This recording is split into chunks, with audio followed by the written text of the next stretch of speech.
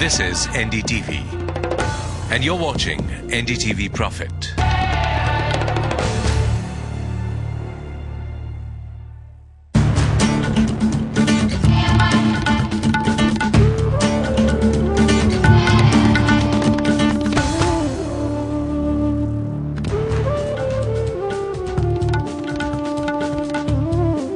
Good afternoon and welcome to Power Lunch here on NDTV Profit. Thanks for joining us this afternoon on Power Lunch. And a bit of a worry is brewing, but this is on the auto front for Tata Motors. Let's bring in some special guests to talk about this as well. I'm going across to Mahantesh Sabarath from Centrum Broking, who's joining us here on Power Lunch from Mumbai. Mahantesh, this is Siddharth, and I almost have a sense of deja vu asking you this question. Nano project, possible delays yet again and again because of land acquisition being the problem area. What would Tata Motors be thinking at this stage? I can only guess and say that they must be quite worried, because on one hand they put up a very brave front and took a very brave stance when it came to Singur agitations. They somehow couldn't, despite their brave stance, somehow couldn't get the Singur project off the ground. I think they'll have to now think and say that this time around, let's not put a brave stance. Let's take a cautionary approach and figure out what can best happen to their project. All right, Mahantesh, but just to stress on that just a little bit further, I mean, from the company's perspective, it's already received bad news on different fronts right through the year. The JLR funding has not gone its way. There's a massive delay coming in on the Nano project already. Provisional rollout of the Nano, can we now expect that if Gujarat also is going to have a further delay, can we expect the provisional rollout also to be pushed further ahead? It's already gone to the end of the fiscal. Yeah, it will be pushed ahead, because until and unless the new plant is actually constructed and put up and the machinery is put in place, the Nano can't roll out. And moreover, actually I will say that this has come in a way and at an opportune time, because now is not the time to launch the Nano. We have had a situation in our country where the GDP is definitely slowing down or probably headed towards a worse set of numbers. In such a situation, Nano may not exactly do well. So the launch being pushed by a year or maybe a year and a half is actually a fortune for Tata Motors. But the important thing here is that they need to get the project started. They need to build that factory before the Nano can really be rolled out. So it's crucial right at this point in time.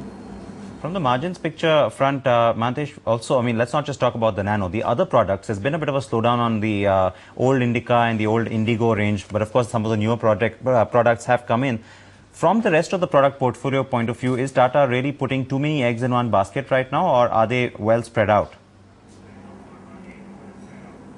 I think they are well spread out. If you look at the product profile, then the Indica and the Indigo, within Indica and within Indigo have multiple model option, and more importantly for the Indian market, it's a multiple price point option that is made available by the core product called Indica or the core product called Indigo. Because what is important here is that when the customer comes to the showroom, he is interested in not buying just a car that is available. He wants to buy a car that suits his needs, so which is price point needs as well.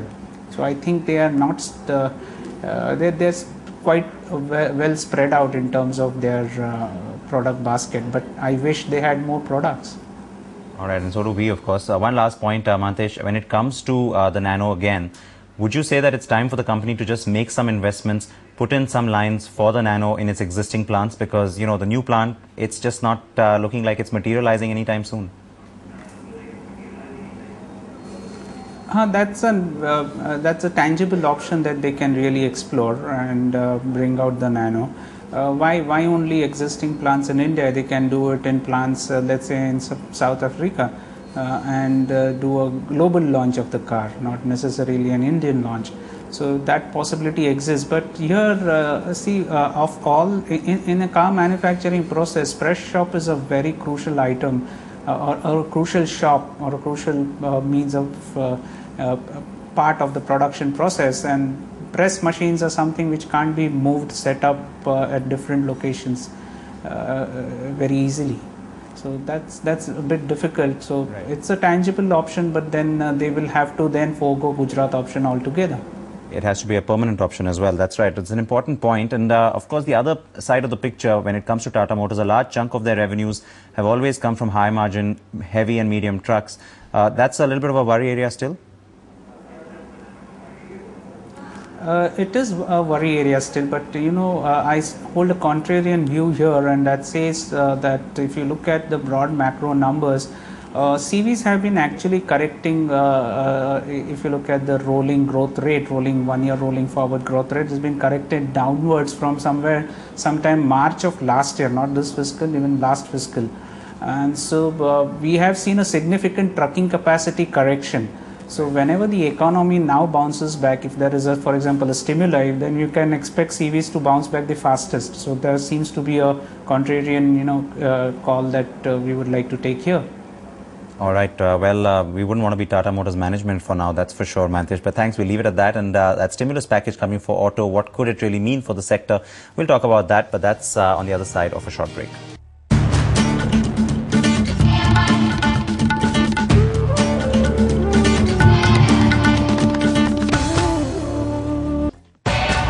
This is NDTV, and you're watching NDTV Profit.